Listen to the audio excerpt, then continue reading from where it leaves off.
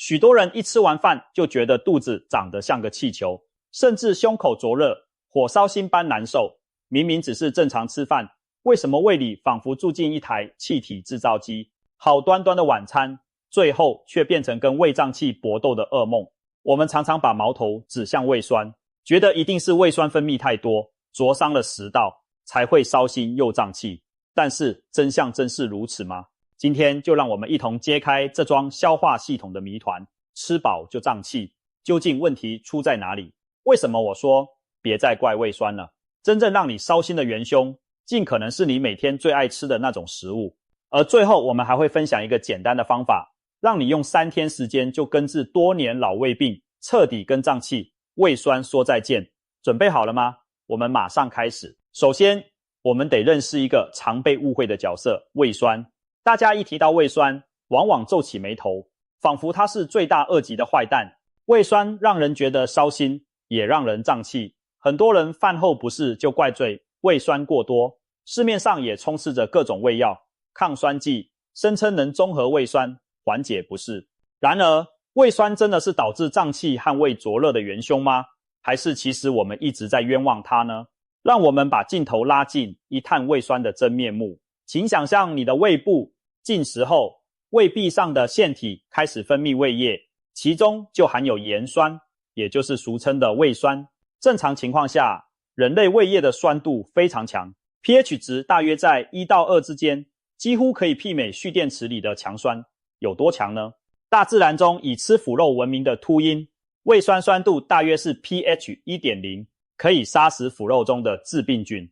而我们人类的胃酸酸度仅比秃鹰弱一点点。换句话说，人类的胃液其实接近食腐动物的等级。这么强的酸，足以把我们吃下去的食物分解、消化，同时杀灭食物中的细菌病毒，保护我们不受感染。所以从进化角度看，胃酸其实是我们的好朋友，是守护健康与负责消化的英雄。没有足够的胃酸，我们吃下去的肉类蛋白质就无法被充分分解，我们也更容易感染肠胃疾病。现在你或许开始好奇，既然胃酸这么重要，又那么强力，为何反而让我们觉得烧心难受呢？问题不在胃酸本身，而是在于胃酸跑错地方。胃里面有强酸没错，但我们的身体也很聪明，打造了严密的保护机制。胃壁分泌粘液形成保护层，避免胃酸把自己的胃消化掉。在胃和食道的交界处有一道肌肉瓣膜，叫贲门括约肌，也叫下食道括约肌。平常就像紧闭的闸门，确保胃酸和食糜乖乖待在胃里，不会逆流到食道。而食道可没有厚厚的粘液保护，一旦酸液上窜，就会灼伤脆弱的食道黏膜，引发胸口灼热疼痛，也就是所谓的火烧心、胃灼热。因此，那种烧心的感觉其实源自胃酸逆流，也就是胃酸冲上了不该去的地方。可见，胃酸其实在自己的岗位上尽忠职守，本来不会让我们不舒服，除非是哪里出了差错让它跑上来。那么，是谁让胃酸冲破闸门跑到食道灼伤我们呢？很多人第一时间会说，当然是因为胃酸太多泛滥成灾嘛。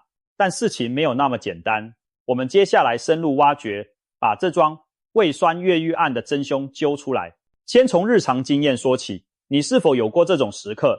聚餐大吃一顿后，肚子胀到不行，坐也不是，站也不是，不停打嗝放屁，最后甚至泛酸水到喉咙，呛得胸口疼。我们直觉觉得是胃酸惹的祸，但其实胃酸逆流常常只是表象，幕后黑手可能是胃里的压力。当我们吃下食物，胃就像一个弹性容器，正常进食时，胃会规律蠕动，将食物磨碎并混合胃液，逐步消化，再缓缓排入小肠。然而，如果一次吃太多、吃太快，胃短时间被撑得过满，宛如充气的气球，里头压力骤增。根据医生的说法，暴饮暴食是引发胃胀气和胃酸逆流的重要原因之一。胃里食物堆积如山，来不及消化排空，就可能向上顶开那道守门的括约肌闸门。试想，一个气球充气过度会怎样？不是漏气就是爆炸。胃里压力太大时，胃酸也被推挤着往上冲，结果越过闸门烧到了食道。此时你感受到的就是火烧心和酸水上涌。换言之，很多时候并不是胃酸太多无处可去，而是你的胃里塞太多东西，让正常分量的胃酸都被迫逆流了。这就像高速公路塞满车，一些车只好开上匝道逆行一样，是拥挤压力造成的错乱。除了吃太多、吃太快，边吃饭边讲话也会让你的肚子变成气球。怎么说呢？当我们狼吞虎咽、说说笑笑、大口吞咽时，不知不觉吞下了许多空气。研究指出，人类胃里的气体有相当大一部分其实是自己吞进去的空气。吃太快或一餐吃很多，会让你吞下超过平常几倍的空气。那些空气和食物一起进入胃肠，聚集起来就形成一堆气体。另外，你爱喝的碳酸饮料，啤酒本身就含大量二氧化碳气泡，咕嘟咕嘟一瓶下肚，等于直接灌入一堆气体。这些额外的空气和气体让胃内压力更加升高，想不胀都难。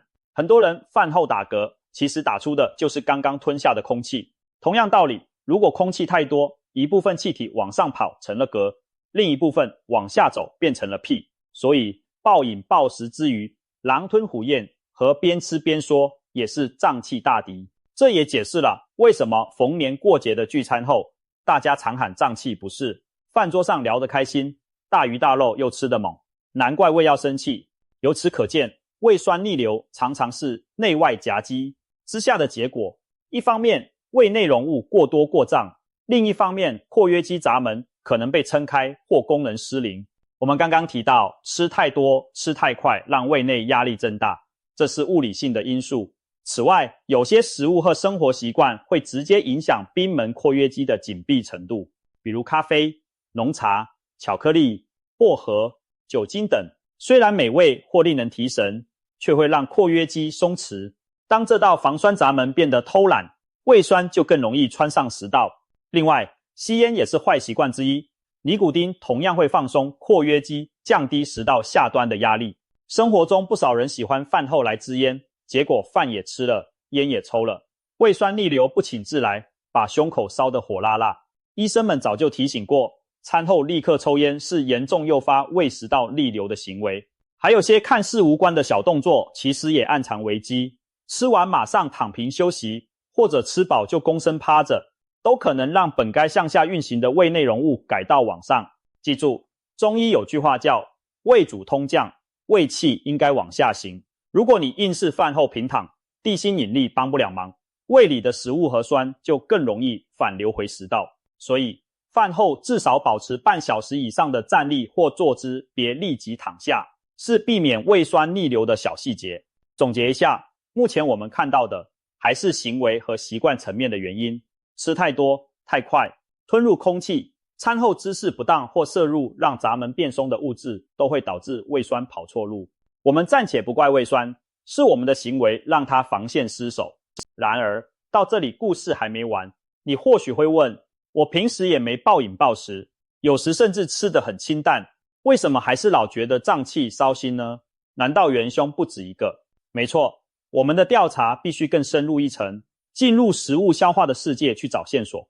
很多人可能不知道，我们吃下去的食物如果消化不良，停留太久，在体内其实会发生发酵。是的，你没看错，就是类似食物在体内发酵产生气体的过程。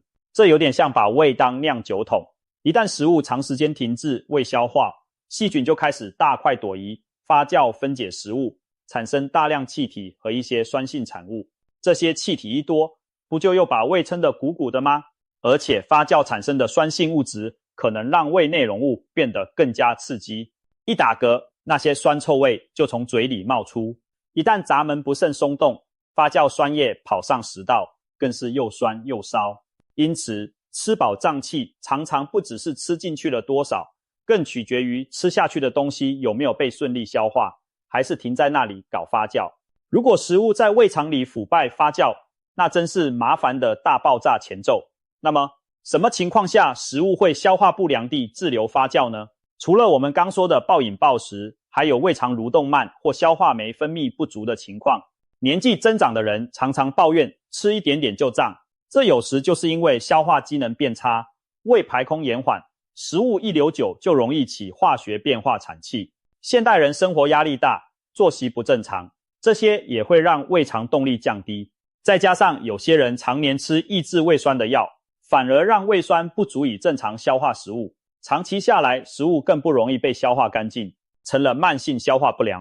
这真是讽刺，我们嫌胃酸多，结果拼命中和它，短期虽舒缓了灼烧感，长期却可能让消化效率降低，食物更容易滞留发酵，造成更多胀气和不适。所以有些医师提醒，胃酸该有的还是要有，不要动不动就把它全部中和掉，治标不治本不说，还可能养虎为患。此时我们再把目光转向食物本身，坊间常常列出一堆导致胀气的食物黑名单，什么豆子啦、高丽菜啦、地瓜啦、牛奶啦等等，不少人因此对某些食物敬而远之。然而这些食物本身往往营养丰富，比如豆类含十字花科，蔬菜富含纤维，对健康有益，只是因为纤维会被肠道细菌分解产气，所以吃多了容易放屁。而乳制品则是有些人体内缺少乳糖酶，无法分解牛奶中的乳糖，于是乳糖被细菌发酵，结果产气腹泻，这就是乳糖不耐症。所以不同食物让人胀气的机理各有不同，但归根结底都是未充分消化的养分被细菌发酵了。不过接下来我要揭晓一个让人大跌眼镜的胀气元凶，它可能躲在你每天的餐盘中，而且你一直认为它很安全，甚至离不开它。是谁呢？请各位心里默念自己最爱吃的主食或点心，米饭、面条、面包、蛋糕、饼干。其实答案就是精致碳水化合物。没错，你最爱吃的米面主食、糕点甜食，可能正是默默让你胀气烧心的罪魁祸首。听到这里，你也许很疑惑，不是吧？那些清淡的白饭、香软的面包，看起来哪里刺激了？不像咖啡因、酒精那样明显啊。但就是因为它们太常见、太温和了，才容易被忽视。让我们细细道来。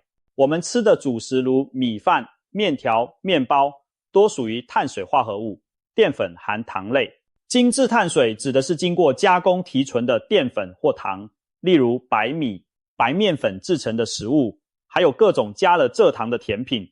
这类食物有个特点，消化起来又快又慢。啥意思？它在口腔和小肠容易迅速分解成小分子的糖，使血糖上升，所以吃精致淀粉很有饱足感，获得大量能量。但另一方面，如果一次吃很多精致淀粉，消化酶可能一时应接不暇，消化道前段消化不完，就有相当部分淀粉残渣没被及时分解，完全就跑到大肠给细菌当饭吃。特别是现代人爱吃甜食、蛋糕、饼干、含糖饮料，在胃里咕嘟一阵，很快就进入肠道。那些糖分倘若吸收不完，也会成为细菌的发酵素材。结果呢，细菌大军大快朵颐，产生一堆气。你可能有过经验，吃很多淀粉，例如一次吃好几个包子或面包，过1-2个钟头就开始疯狂放屁，肚子胀，这就是碳水过量发酵的信号。而更糟的是，如果这些气体在发酵过程中堆积于胃，而不是完全跑去肠道下端，那么胃内压力又会增高，把胃酸推上来，导致烧心。甚至有些淀粉在发酵时产生的酸性代谢物，还会直接刺激胃壁，诱发更多胃酸分泌，简直双重打击。其中一个典型就是精制糖，摄入高糖会促使胃产生更多胃酸。有营养师提醒，过量的糖分和精致淀粉，如蛋糕、饼干、含糖饮料，都可能促进胃酸分泌。你以为吃块小蛋糕没什么，事实上甜点可能让胃酸翻滚得更厉害。难怪有人戏称那感觉像胃在翻糖花，甜蜜过后却换来灼热。再者，我们日常主食中的麦麸和麸质对某些人来说不易消化。白面包、饼干看似柔软，但其中的麸质蛋白可能滞留在胃里较久。尤其现代精致面粉少了纤维，麸质浓度更高，可能黏黏稠稠，滴在胃中形成团块，增加消化难度。难怪不少人吃了大量面食后特别容易胃胀。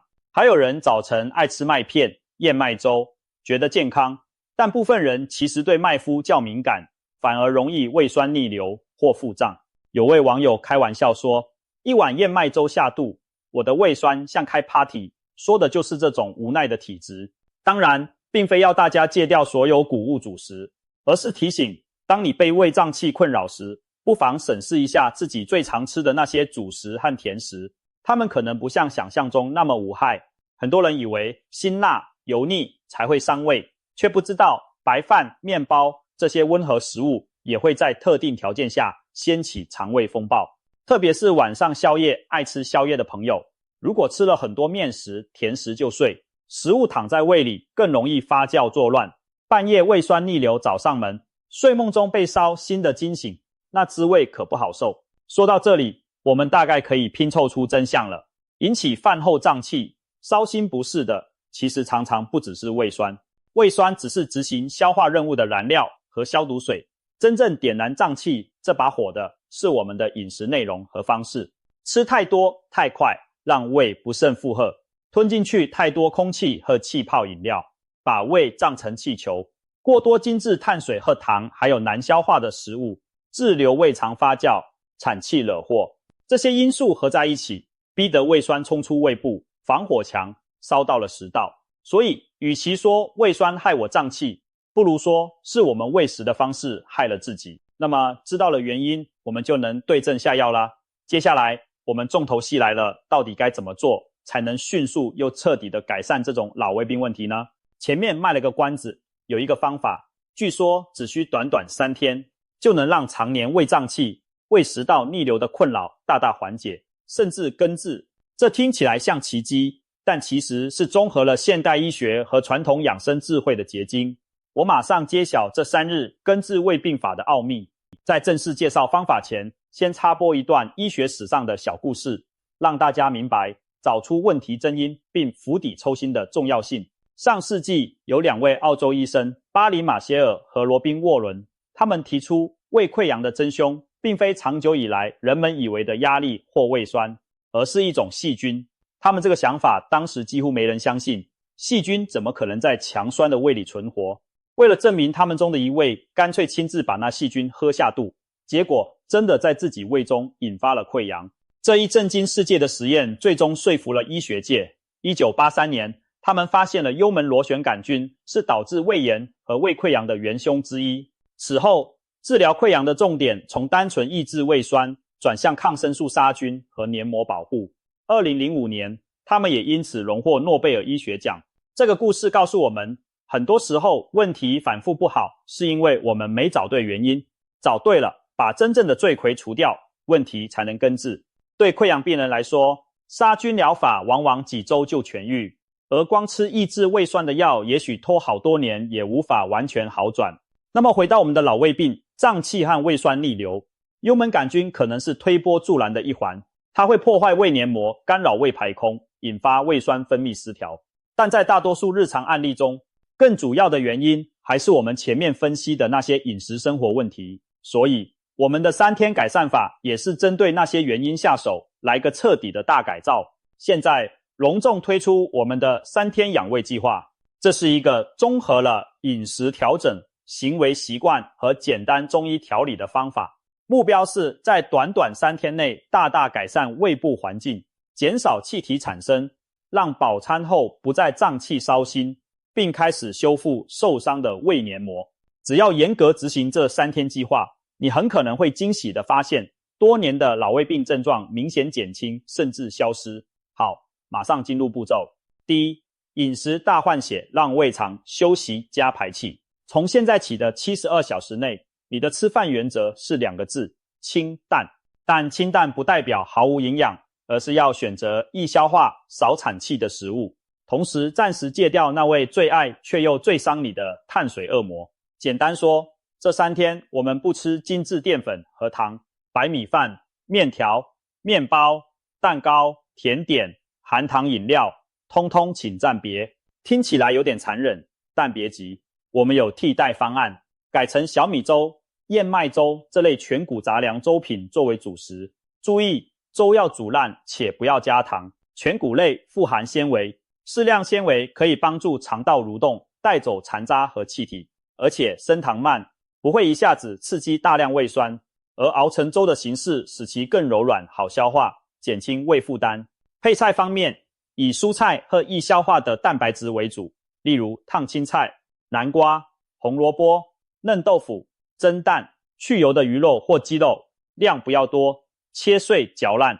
这些食物提供营养的同时，不会在胃里留下难分解的纤维块或油腻负担。其中红萝卜和南瓜富含果胶，能保护胃壁，带走毒素。需要特别一提的是高丽菜、卷心菜，它其实是胃溃疡的天然克星，因为内含维生素 U， 可以修复胃黏膜。如果你吃了不会胀气，有些人吃高丽菜会产气，要视个人体质决定，可以在这3天多吃点烫软的高丽菜或喝高丽菜汁。曾有经典医学研究发现，每天喝新鲜高丽菜汁有助于胃溃疡愈合。我们这里把它当成养胃菜来用，效果相当不错。水果方面，先避免生食过多纤维的水果，可以选择香蕉。熟透的香蕉含有抗性淀粉，也能帮助养胃。但有些人空腹吃香蕉会不适，注意搭配或适量木瓜。木瓜酵素助消化，但是原则上头2天最好少量多餐，而且不要生冷。因此水果可以在2餐之间少量当点心，但别一次吃很多，也别冰冰凉凉地吃。乳制品如果你平常吃了会胀气，乳糖不耐，这3天也先停掉或换成无乳糖奶。总之，我们要给胃一个养精蓄锐的机会，暂别那些折腾它的食物，换上温和好消化的菜色。很多患者在实行这样的清淡饮食1-2天后，就明显感到胃里轻松许多，腹胀、烧心减少了，因为体内存积的食物残渣开始被清理，一直冒气的发酵工厂逐渐停工，肠胃终于不再像气球般胀鼓。第二，黄金习惯细嚼慢咽加3餐定时。这3天内你要练习一个好习惯，每一口饭菜都细细咀嚼20下以上，再慢慢吞下，不要觉得麻烦。这可是古人养生早就强调的，细嚼慢咽，和胃益肠。吃得慢有3大好处：一是磨碎食物，减轻胃的机械消化负担；二是让唾液酶有充裕时间预先分解淀粉，减少淀粉进胃后发酵的几率；三是避免吞入过多空气。细嚼慢咽的人很少会边吃边打嗝，因为他们几乎没怎么吞空气。你可以试着每嚼几口就闭嘴停一停，鼻子呼吸，不要一面嚼一面大口吸气说话。当然，用餐时避免交谈也是降低吞气的诀窍之一。或许你担心聚餐冷场，但请至少在这3天内婉拒饭局，专心跟自己的胃对话，好好品味每一口食物。有研究指出，细嚼慢咽的人会更早产生饱足讯号，不容易吃过量，这对我们养胃计划也有帮助。另外一个习惯是定时定量，3餐时间尽量固定，不要饿一顿饱一顿。长期不按时吃饭，胃会变得敏感而容易胀气，因为空腹太久，胃酸过多伤黏膜，下一餐又暴吃，导致消化不良。规律饮食能让胃的生物钟稳定运作，消化液分泌更加协调有序。我们的3天计划建议3餐吃8分饱即可，不要撑到完全不行再放下筷子。饭后觉得还有点饿意但不强烈，这就是8分饱，保持一点余地，胃会感谢你的体贴。第三，妙方助攻中医，暖胃驱寒排宿时。在饮食和习惯双管齐下的同时，我们邀请传统中医的小妙方来助一臂之力。很多老胃病在中医看来都与脾胃虚寒、消化无力有关，所以改善的关键在于温养脾胃，帮助运化。我们这里介绍2招简单又有效的方法，一是暖胃姜茶，二是按摩穴位。首先说姜茶，民间有句话，冬吃萝卜夏吃姜，不劳医生开药方。生姜自古就是健胃祛寒的药食两用之品，许多胃胀气、胃痛的人喝完姜汤后觉得胃部暖暖的，舒缓很多。我们的3天计划建议每天早上给自己来一杯姜枣茶，用老姜3片，红枣3颗，去核撕开，加适量红糖或黑糖，用500毫升水煮10分钟，趁温热空腹慢慢喝下。这杯姜枣茶有几大功效，姜可以温暖胃肠，驱走寒气，提升胃的酶活性和血液循环，让你的消化如火重新燃烧旺盛。红枣和红糖则补中益气，滋养脾胃，同时让姜汤不那么辛辣易入口。很多脾胃虚寒、胃胀隐痛的老毛病，用这个方法调理几天后，会明显感到胃里舒服多了，嗳气减少，胃口也变好。需要注意的是，如果你属于胃中有实热、容易胃灼热的人，姜茶红糖可斟酌少放或不用，改为姜片配大枣煮水，加1小时蜂蜜调味。这种生阳暖胃茶是养胃秘方，被一些中医师称为生阳救逆汤，意思是能提升阳气，逆转胃气上逆的状况。早上这样喝上一杯，等于给胃肠打一支强心针，整天消化都会比较顺畅。再来是穴位按摩，中医认为通则不痛，痛则不通，消化不良、气滞胀满时，适当疏通经络，帮助气机运行，症状就能减轻。我们人体其实自带天然胃药的开关，在几个重要穴道上，这里介绍3个养胃要穴：足三里穴、中脘穴和关元穴。足三里在膝盖下方外侧，是调理脾胃要穴，按揉它有健脾益气、促进胃肠蠕动的效果。中脘穴在肚脐和胸骨下端连线的中点，属于胃经穴，主治各种胃痛、腹胀、消化不良，按摩可和胃、降逆、散结止痛。关元穴在肚脐正下方3寸处，属任脉要穴，按压可温阳补气，强化下焦，帮助改善肠胃功能，排气通便。方法也不复杂，每天早晚或饭后1小时，躺下或坐着放松，用手指以适中力道按揉这3个穴位，各约2到3分钟。按的时候可能会有酸胀感，甚至轻微的痛感，那是正常的，表示按到位了。揉完后再喝半杯温开水，有助于气机通畅，排气下行。很多人试了几次之后，反映说按的当下可能打嗝放屁增多，那正是体内积气在往外排，不用紧张。长期坚持能增强肠胃对食物的运化能力，不容易积食生气。我们这3天计划中配合穴位按摩，犹如锦上添花，加速你摆脱胀气的步伐。完成上述饮食调整、生活习惯和姜茶按摩的3天课程后，你或许会迫不及待地检视自己的感受。许多跟随这套方法的人都报告了令人欣喜的变化，平常动不动就胀得像怀孕3个月的小腹变得平坦了许多，原本一吃饱就打嗝的毛病减轻甚至消失，夜里困扰多时的胃酸逆流不再发作，终于能一觉到天亮。更有甚者，连带觉得精力提升，脸色红润了。这并非夸大，其实很容易理解，胃肠不再时时刻刻受累，生炎症，人体吸收营养的效率提高了，气血生化充足，当然整体状态就好了。而那令人烦恼的老胃病，如慢性胃炎、消化不良，如果主要是饮食习惯不当造成的，经过3天的集训调理，多半已大有起色。有人可能会问，难道只要3天就够了吗？对于轻症者，3天的确可能让症状消除得差不多，但对于胃病缠身多年的朋友，3天只是一个良好的开端。我们建议将这3天养胃的原则继续延续下去，至少坚持数周，让胃彻底恢复元气。之后即便想恢复部分正常饮食，也要记得循序渐进，而且掌握分寸。比如曾经特别爱吃的甜食、炸鸡、奶茶，最好也养成节制的习惯，偶尔解馋可以，但别再无节制的天天来。毕竟胃是你自己的，只有你能善待它。很多人有个错误观念，觉得吃胃药就万事大吉，可以继续胡吃海塞。但正如我们前面揭露的，药不能改变生活方式给胃带来的伤害，真正长久之道还是调整自己的饮食起居，将伤害降到最低。在中国传统养生学里，有句话叫肠胃好人不老，说的是肠胃功能强健的人，气血生化源源不绝，整个人就会活力旺盛，衰老缓慢。反之，一旦消化系统年久失修，不仅胀气烧心，小病不断，长远看还可能诱发更严重的问题，比如营养不良、免疫力降低，甚至胃溃疡、胃病变等。所以千万别轻忽吃饱就胀气，这看似小毛病，它其实是身体在向你拉警报，提示你的饮食习惯出了问题，需要调整。幸运的是，大部分情况下，我们只要愿意做出改变，胃是很乐于重回健康轨道的。